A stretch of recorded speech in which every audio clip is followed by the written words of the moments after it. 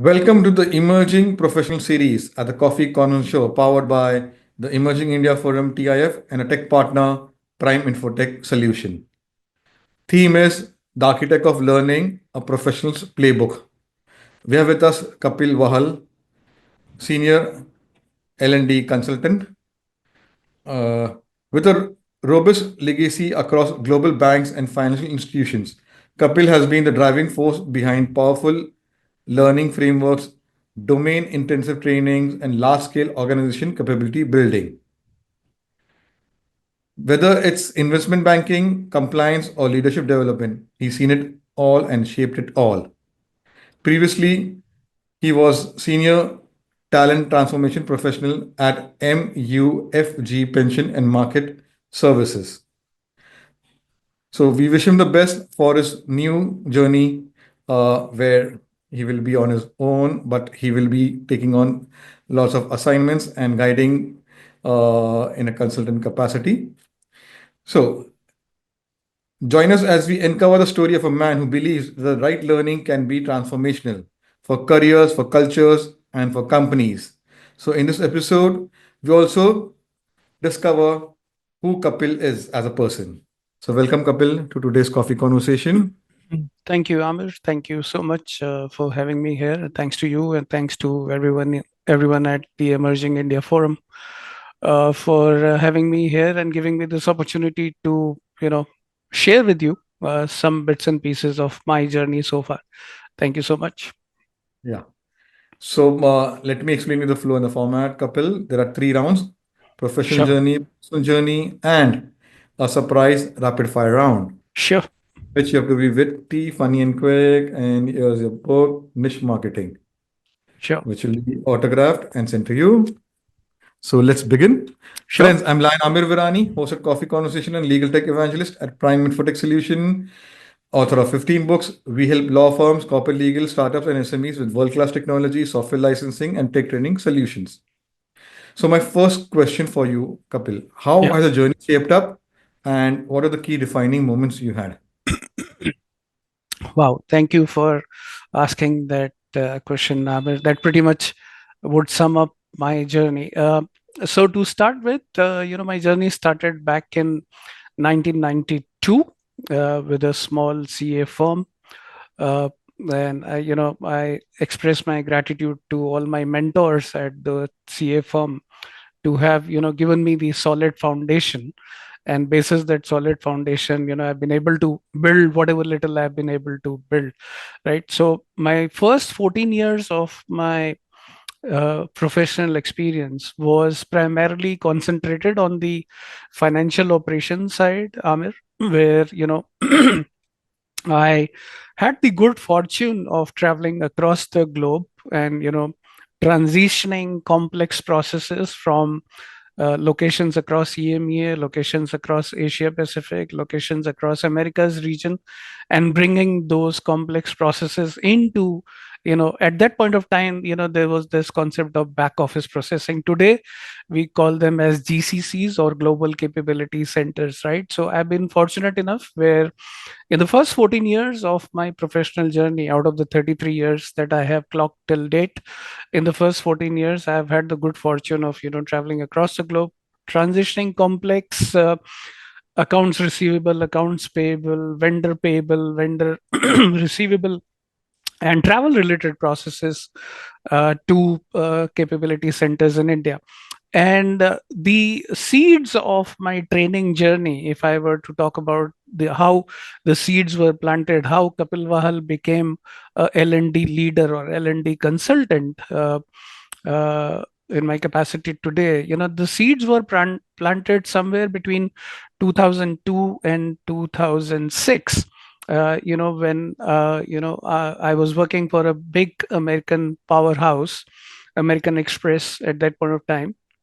uh, and the seeds of my training journey were planted there, where I went through train the trainer program, not once but twice. And thereafter I started my journey purely as a process trainer, or you can say functional trainer, where being part of the project team that was working on building a reconciliation tool for all American Express employees across the globe, where I was acting as an SME. I was working closely with the technology team to write the test condition, test out the reconciliation tool, and ultimately I started excuse me, delivering training on that reconciliation tool. So that's how the passion for training got ignited in me. And in 2006 I got an opportunity with one of the largest global banks to join them as manager training, and that was the first time where my journey took me from New Delhi to Kolkata, the city of joy. And I shall always remain grateful to all my mentors, managers, senior leaders at that global bank, and also a big thanks to the city of joy for giving so much joy in my life. And that's where I realized my true passion of interacting with people, talking to people, sharing my wisdom, sharing my knowledge. And one of the things that has helped me till date, Amir, is the fact that excuse me, I consider myself as a learner. Every day is a learning experience for me. Whether I am in the office, whether I'm at home, or whether I'm commuting from home to office or office to home, there is so much to learn, right? And that's where I always feel that I'm still a learner, right? So every day is a learning experience for me. And across all my programs, I bring in a lot of experiential learning. Whatever I have learned, or whatever I'm still learning, that is something which I try to share with all my audiences. And I've been fortunate enough where I have had the opportunity of not only sharing my knowledge with the associate or senior associate population or the team leader population, but I have also had good fortune of conducting programs for VPs and senior VPs across all the global organizations that I have been part of. And what has happened in my journey over the last 10-15 years is I started purely as a domain trainer, bringing a lot of domain expertise given my ops experience, where I got classified as a IB trainer, investment banking trainer, and covering all aspects of investment banking, front office, middle office, back office, talking about custody, talking about settlements, talking about reconciliation, talking about pricing, valuation, fund accounting, fund admin. And gradually, you know, I expanded my wings and also started exploring the area that we commonly call as soft skills or behavioral skills. And over the past 4-5 years, I've delivered close to about 5,000 hours of just classroom training on soft skills subjects. So be it communication skills, meeting etiquettes. Ever since COVID stuck, there was a lot of focus on meeting etiquettes and how do we conduct ourselves in virtual meetings and all. So that's been my forte, and I feel proud to say that today I am a versatile trainer. I don't call myself as leader per se. As I said, I still consider myself as a learner.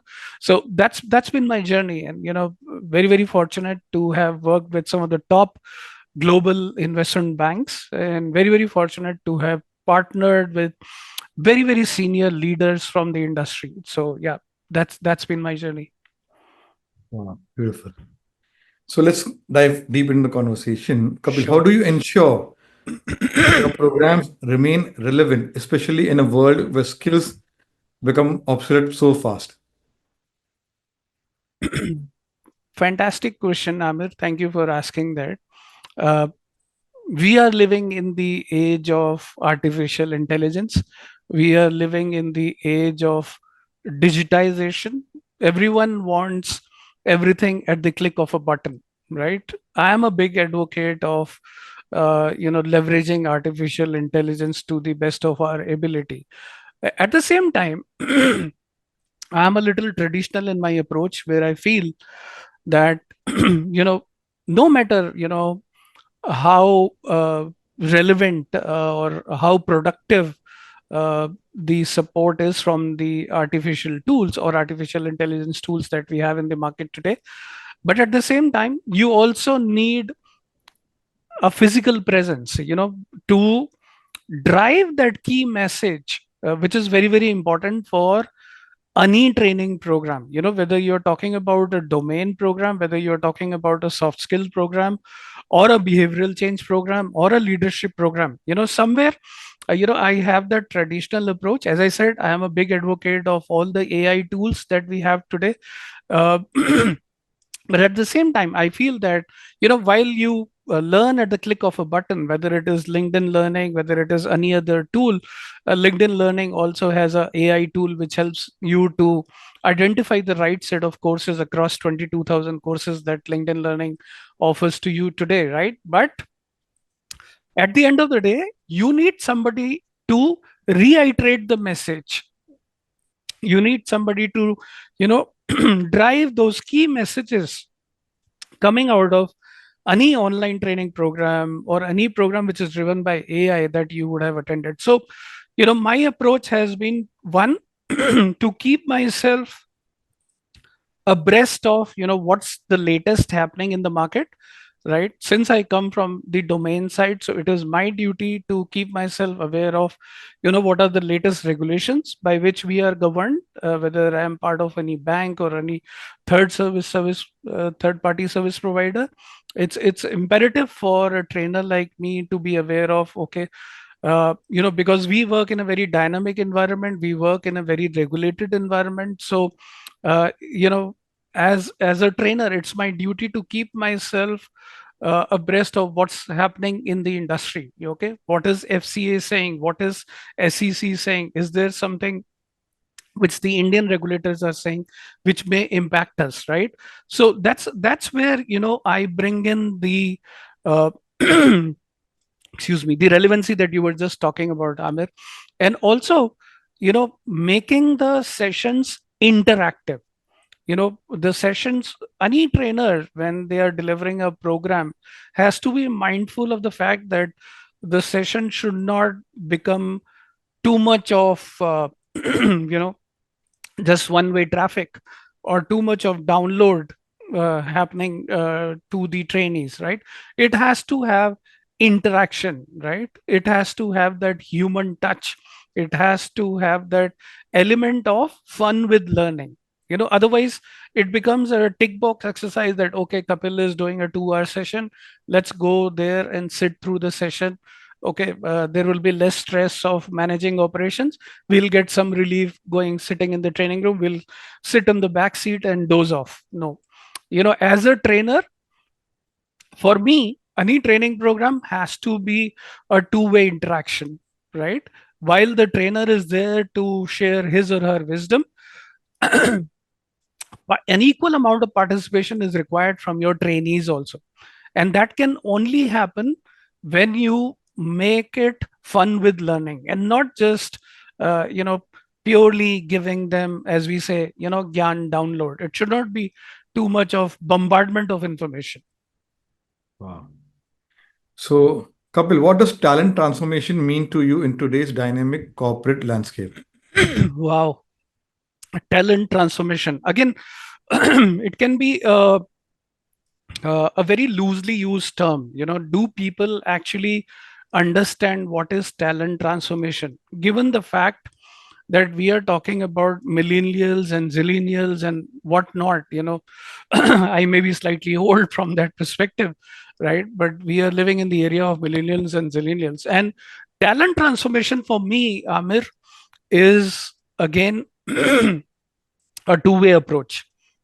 Talent transformation as a responsibility of the organization where you are working, talent transformation as my own responsibility where I am working, right? Because at the end of the day, as an employee of any organization, whether we are talking of a MNC, whether we are working for an Indian entity, does not matter. I am responsible for my own growth, right? And for me, talent transformation is nothing but, if I put it in simple terms, it is continuous learning and development. Continuous learning and development, right? Today we get into that excuse me, today we get into that mindset that, oh, I have spent 15 months in a particular role, I have spent 18 months in a particular role, and I pretty much know everything, right? But unfortunately, the answer is no, boss, you don't know everything, right? Because there is so much to see. In our world, there is this term that we use, E to E, end to end. Have I seen end to end of everything, right? I may be an expert in a particular process, right? But do I know whatever output I am creating today, right? Who's using that output, right? And what is happening ultimately with that output, right? So for me, talent transformation has got two major aspects, Amir. One is the recognition or the acceptance of the fact that I need to learn, right? Once I have that kind of a mindset where I know that, yes, I am responsible for my own growth. Nobody is going to, hold my hand and give me the next level or tell me that, okay, you attend this particular training program or you go through this particular international certification.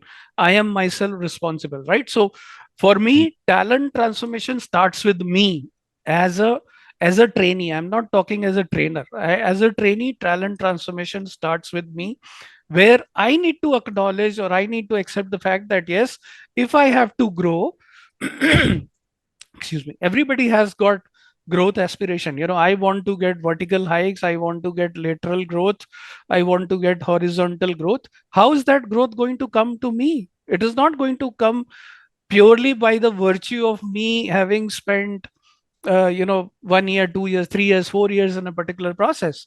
How much have I devoted, how much time have I devoted to upskill myself? That for me is the first stage of talent transformation, right? Number one. Number two, have I aligned myself to the latest trends in the market? Today we are talking about artificial intelligence, right? We are talking about automation in every field. So my learning growth path or my learning journey has to be totally aligned with the relevant technologies that we are using in the market today, right? And I have to be futuristic ready. I need to know, okay, what is coming my way 2 years down the line, 5 years down the line? Am I prepared for that, right? Am I ready to embrace those kind of new challenges which are going to come my way, right? So upskilling for me is the core around which everything revolves when we talk about talent transformation. So for me, the acknowledgement is more important than anything else. Today I have to acknowledge and accept that, okay, I don't know everything, I still have to learn a lot, right? And once we inculcate or once we develop this habit, we will automatically see that transformation happening, Amir. Ah. So, Kapil, you have led teams in high pressure environments. What's your secret to sustaining team motivation over time? Team motivation. My team or my people are my biggest asset,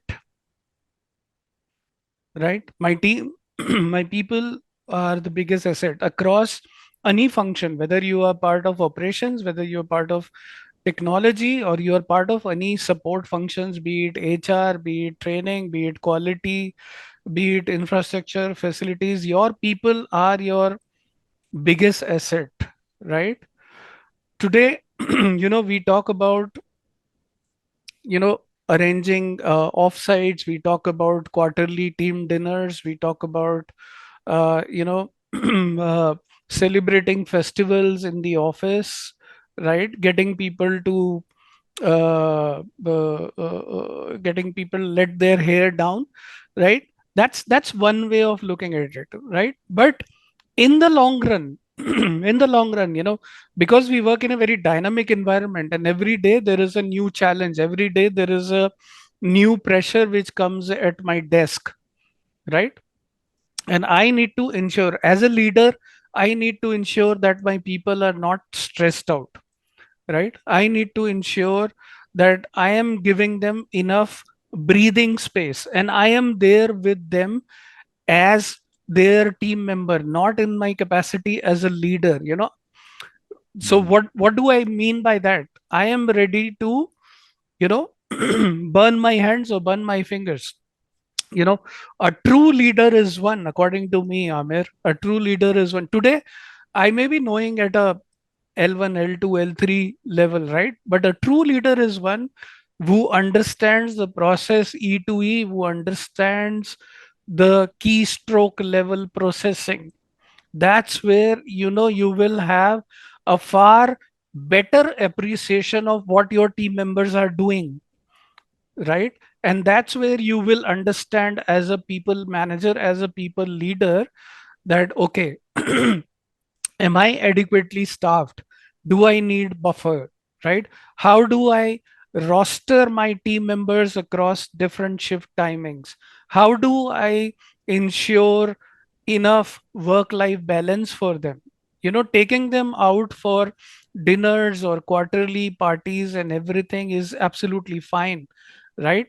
But uh, my team members need human touch.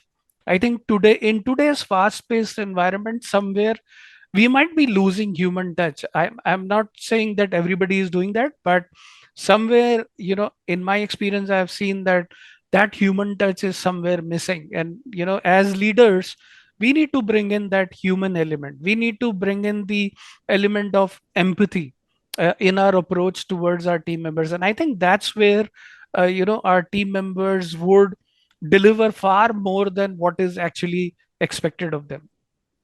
Wow. So, Kapil, how has hybrid work changed the way learning is delivered and received? Wow. People say so many negative things about the pandemic. And across all my programs, Amir, I always talk about what are some of the positives which pandemic has given to us, right? Before 2020 or 2020, early 2021, if we talk from an Indian context, right? That's when the peak of COVID actually hit us, right? And we went into the era of what we used to call at that point of time VUCA, VUCA, right?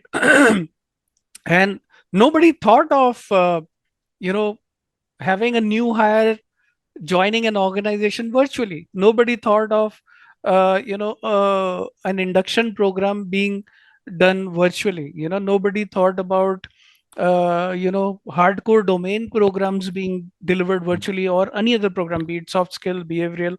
And at the beginning of our conversation, we talked about the importance of, programs like meeting etiquettes and all. Those were all a gift given to us by the pandemic, I would say.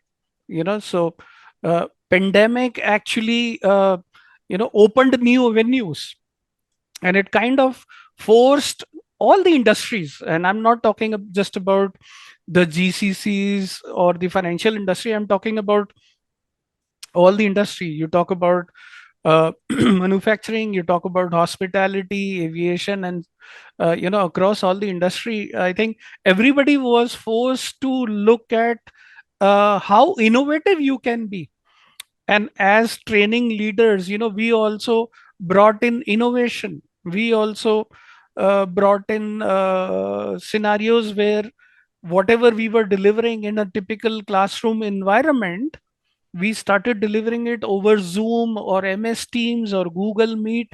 And we were not even aware about so many tools which were available to us prior to pandemic, right? And suddenly everybody was latching on to Google Meet, everybody was latching on to Zoom, everybody was latching on to MS Teams to conduct all those programs, right? So I think uh, uh, the biggest beneficiary, if I were to say, and I can be partial here to all the L&D professionals. I think all the L&D professionals have been the biggest beneficiaries of the impact of pandemic, right? Where sitting at the comfort in the comfort of our homes, we were able to deliver all our programs, right? Yes, there were challenges. People were not comfortable coming on cameras.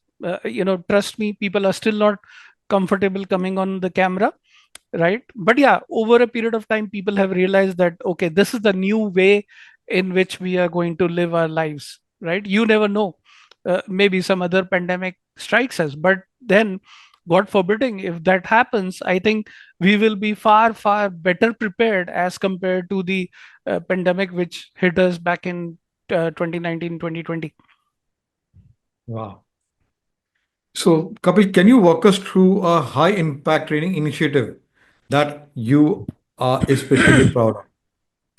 Wow, thank you for asking that question. It's a deja vu feeling, talking to you, Amir. I'm thinking about so many different scenarios, but I will talk about two specific instances in my journey.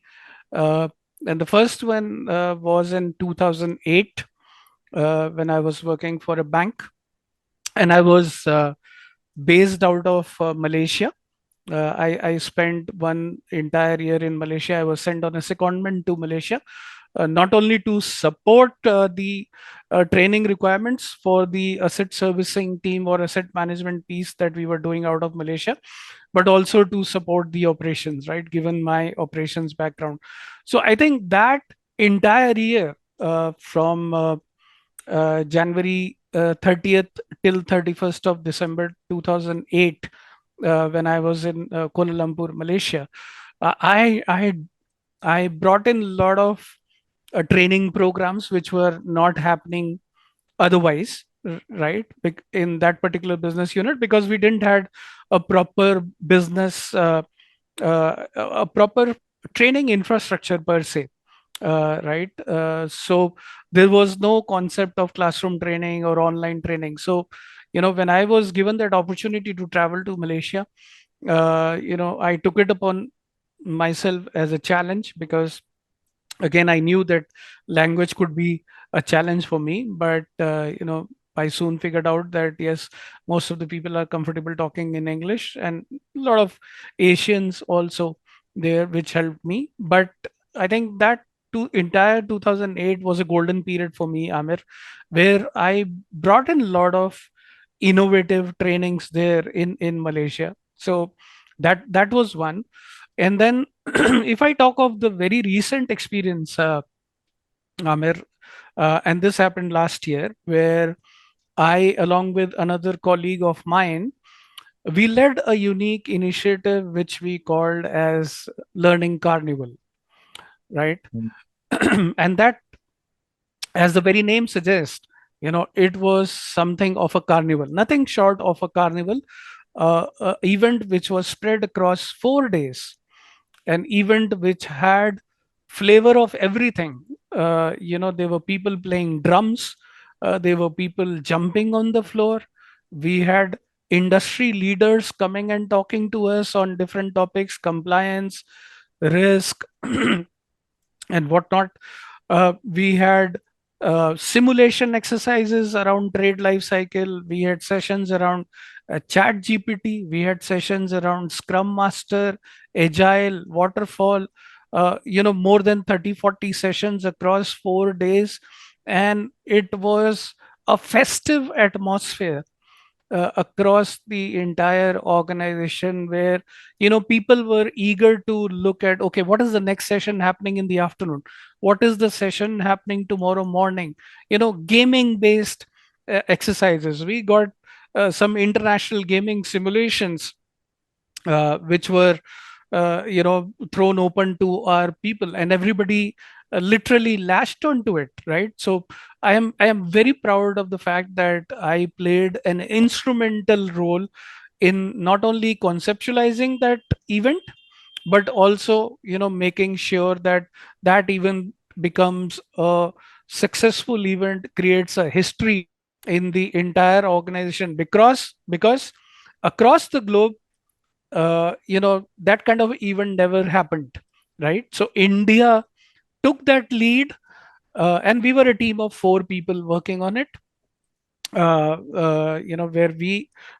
me and my other colleague were conceptualizing everything. We prepared all the schedules, reached out to all the vendors, finalized on what kind of simulations we want as part of that particular program, right? And then when it actually saw the light of the day, we were kind of, overwhelmed with the resounding success that we had for this particular program. And, close to about 900 of our employees attended all these programs. So I am very, very proud of the 4-day carnival, learning carnival that we organized. Wow. So, Kapil, what's the philosophy when it comes to designing learning journeys for senior leadership? uh, Now this is something which is very, very critical to any organization, and I think across different industries, most of the organizations are now very, very sensitive to the leadership training requirements of the senior leaders. you know uh, Across organization, Amir, you will see that, okay, you have programs for managers, you have programs for senior managers, right? But what about BU heads? What about vice president? What about senior vice president? What about the CXOs or the CIOs or the COOs of the organization, right? At the end of the day, we need to recognize that they are also employees, and they also need regular training interventions. It may not be that every month you are having a program for them, but maybe once in 6 months or once in a year, you come up with a program which only focuses on your senior leaders, and this requires a lot of coordinated efforts between the learning and development team and the senior leaders, first and foremost, to get an understanding, get a buy-in from them that yes, as an organization, as an organization, we are investing time, we are investing resources for your development, right?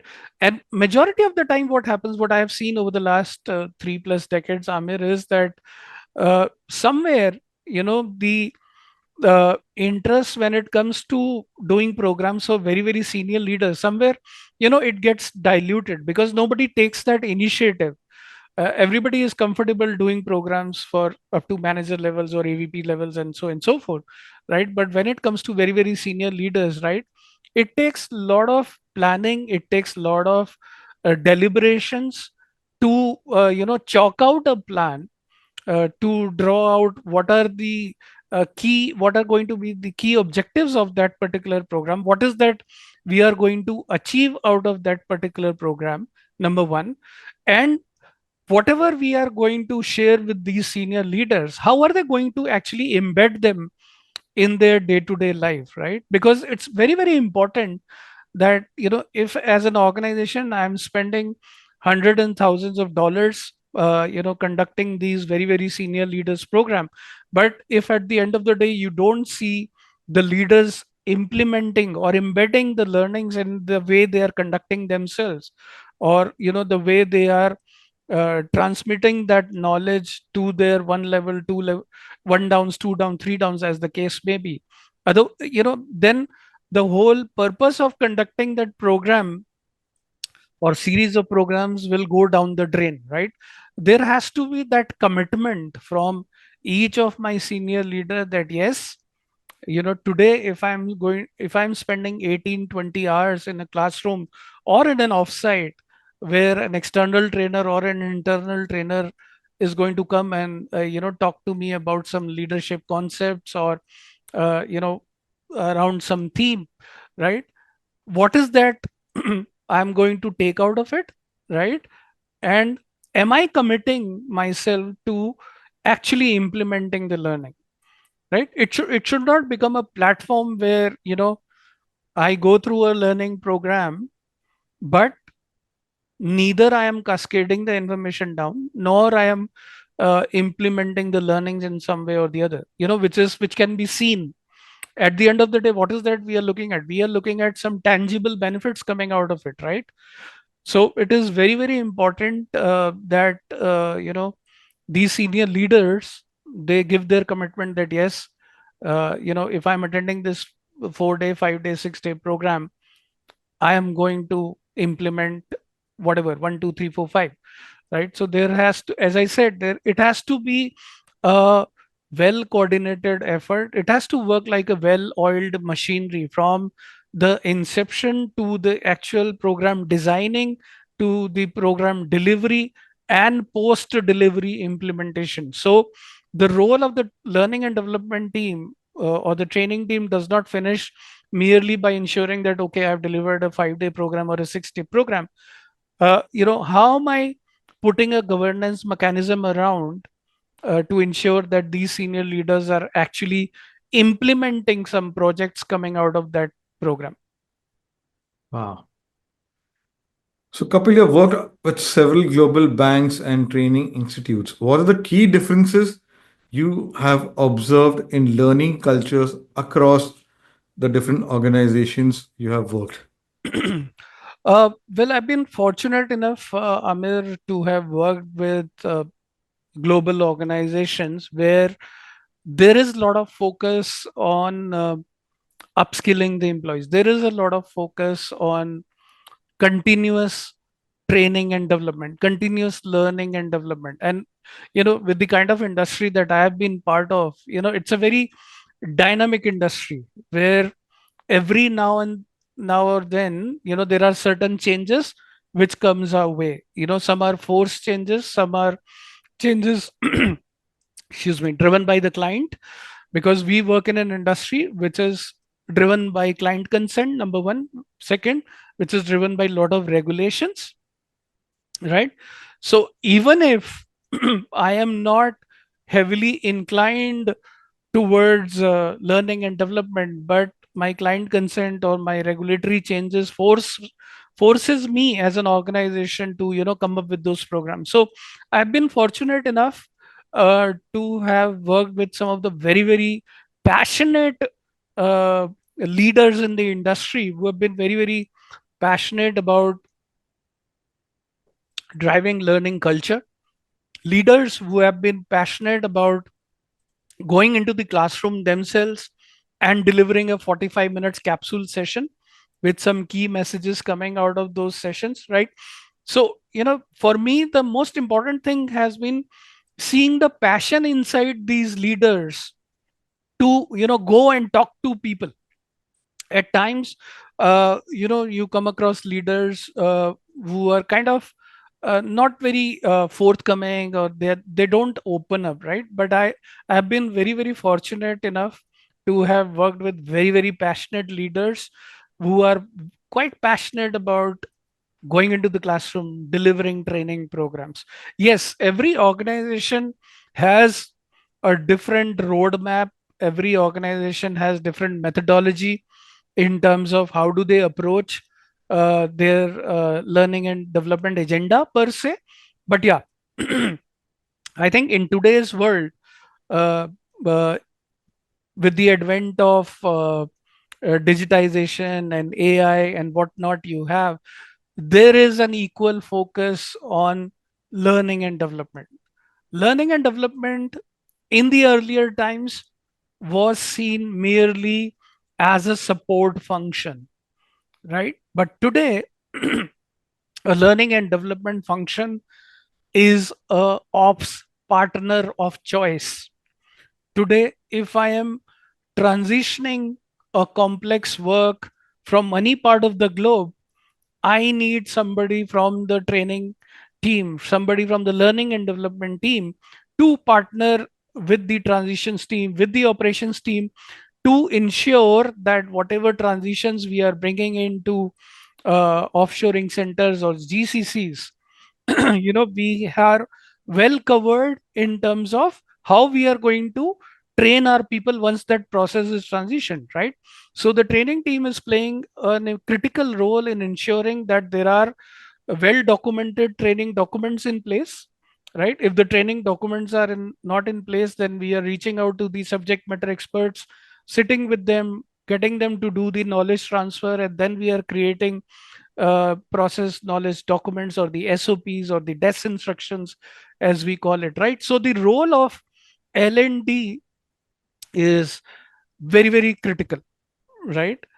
From that perspective. So, as I said, L&D today is not just a support function. L&D is a partner of choice for operations. Ah. So, Kapil, my last question for your profile journey round. How has technology, gamification, and AI has impacted the learning and development? I think as I said at the beginning of our conversation, Amir, I'm a big advocate of all these tools that we have available to us today. If I talk of 1992 or 1993, when I started my journey, we never had these tools. We were more traditional in our approach. But I think with the advent of AI, particularly, I think training has training itself has gone into a transformation space, right? Where we have transformed from being traditional training function to more IT enabled training function, right? Because today, I am looking at training requirements where a leader comes to me and say that, Kapil, can you do this? Can you curate this program for me in the next 1 week? And I want to deliver it. I want all my team members to go through this particular program over the next 30 days. Now, if we were to talk about the traditional method, you would sit with the SME, draw, design out the plan, then you will get an instructional designer to create e-learnings which will get go for review, approval, and back and forth. But today, once I get the requirement, I can leverage on different technology tools available to me, right? The chat GPTs of the world and so many other tools which will give me a good base to start with. And my turnaround time to create a training content or to create a training product is comparatively lesser as compared to what we were doing earlier. So today, if I have to curate a program within a week or 15 days time, I can confidently do that, right? And I can ensure that within a month's time I cover the entire team to go through that particular program. So yeah, it has come as a boon. But having said that, I will repeat myself. I am one of those traditional guys where I see that no matter, excuse me, no matter how these technology tools are helping us today, but at the same time, you need that human touch to reiterate the messages coming out of those Wow. training programs. Yeah, So let's go to next round and sure. understand Kapil as a person. Tell us about your family and your formative years. Wow. So if I talk about my formative years, Amir, uh, I was born and brought up in the lanes and by lanes of old Delhi, Delhi 6, as we call it, right? And the first 14, 15 years of my life, I spent in the lanes and by lanes of old Delhi. And that is how I also became a foodie. I'm a big foodie. I'm a big critique of any food, right? Why? Because I've spent first 14, 15 years in the lanes and by lanes of Jama Masjid, Chandni Chowk, exploring all the Delhi delicacies. So no matter which city I go into, food is the first thing that I explore. So that's been my journey. All my schooling happened in Delhi, and I was fortunate to graduate out of one of the topmost colleges of South Campus, Shahid Bhagat Singh College, back in 1992. And that's where my professional journey started. And soon, as luck would have, as destiny would have planned it, I got married in 1998 to Preeti. That's my wife, Preeti Wahal. Erstwhile, she was Preeti Batra. And today, in 2025, as we speak, Amir, uh, I am living with my wife, with my mom. Uh, I lost my dad 14 years back to cancer. Uh, and I have two kids. My daughter is the elder one. She is 23. She has just completed her master's in organizational psychology. And my son is the younger one. He is 21, and he decided to move to Canada almost 2.5 years back. After completing his 12th, he was very clear that he wants to explore Canada. So he completed his 2 years course there from Humber College, and now he's working for a bank there in Canada. So that's how life has been. And my wife is also a working woman. She is working for one of the leading private universities in our country. She's been with them for the last 16 and a half years. And prior to that, she was in the aviation industry. That's a bit about my family. And my mom was also a working professional. She worked with Air India for 37 years. That was her first and last job. And now she has been a housewife for last almost 21 years. And she thinks that she's more busy now than when she was actually employed, because she pretty much manages everything here at home. Yeah. Wow. Okay. So, Kapil, do you have any hobbies that might surprise people who know you only professionally? Interesting one. Well, most of the people know about it, but for people who don't know, I have a natural inclination towards theater. I've done a bit of theater also, right? And that's where I bring in a lot of uh, theatrics into all my training programs. I don't use any PowerPoint presentations or any traditional method. I bring in a lot of storytelling. I bring in a lot of elements of theaters into all my training programs. So that's one. Another, as I said, a big foodie, right? So that's another bit I can talk about. Yeah. Wow. So, Kapil, you have worked in different cities around the world. So, which is your favorite city and why? Oh, nothing beats home, as people say, but I am putting my neck on line, and I would say that my experience of working out of Malaysia was one of the best experiences that I have ever had in my life. By God's grace, as I said, I have traveled across the globe. I have stayed in US for long. I have stayed in UK for long, and I've stayed in other parts of EMEA for long. But yeah, my if somebody was to say that, okay, given a choice, uh, if you were to relocate to a city, which city would that be? For me, it would be Kuala Lumpur, Malaysia, uh, because one, you get some fantastic food there. People are very nice, warm, forthcoming. Uh, they celebrate pretty much all the festivals. So it's a multicultural thing that you see in Malaysia, right? And the transport facility, the infrastructure is pretty good. So yeah, given a choice, I would relocate to Malaysia anytime. Wow. So, what's one book or movie that has influenced you? What? Wow, that's a difficult one. But I am more inclined towards reading mm, more of spiritual books. Uh, so the learnings from Bhagavad Gita and the learnings from Ramayana have had a major influence in my life.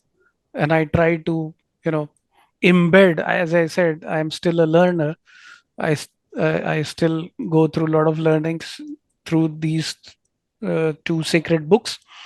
But yeah, they have had a major influence in my life. Wow.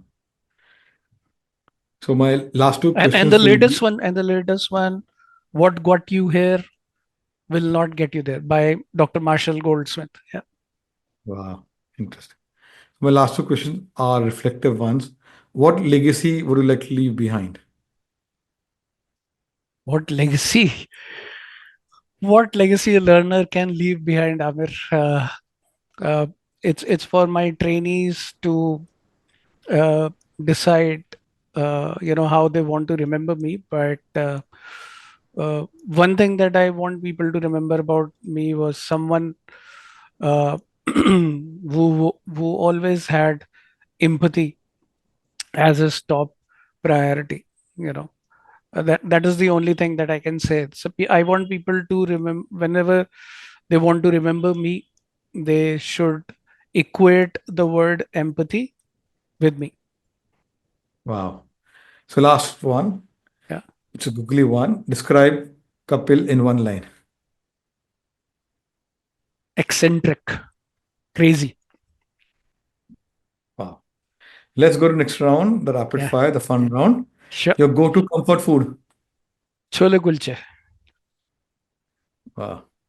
So, what's your favorite international cuisine? International cuisine. Nasi goreng. Wow. Classroom training or e-learning? Classroom training. Any day. I love talking to people. Structured learning or on-the-job discovery? Both. Strategy meetings or ground level execution? Ground level execution. Best piece of advice received? Be yourself. Coffee with a view or tea in the balcony? Well, that's a tough one for me because I don't take tea or coffee, right? But yeah, coffee with a view probably. I can give my wife company. Yeah. Wow, the list is still. So you did well, and here's a gift, couple, which will Thank you so autograph and much. send to you. Thank you So, so much. friends, it was a lovely conversation having with a 30 years senior L&D consultant. So all those L&D professionals out there, young or during their work in the industry, watch the episode where Kapil has shared a lot of insights, domain experts, uh, training strategies for senior leadership, all those things. And you'll get inspiring insights.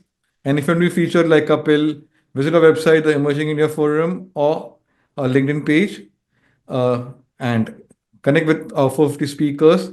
They can refer you to the team coffee, and we meet with another coffee speaker over a cup of coffee. So subscribe to our channel, The Coffee Conversation Show. Thank you. Thanks, Amir. Thank you so much. Have a good day. Thank you. Yeah, Bye. great.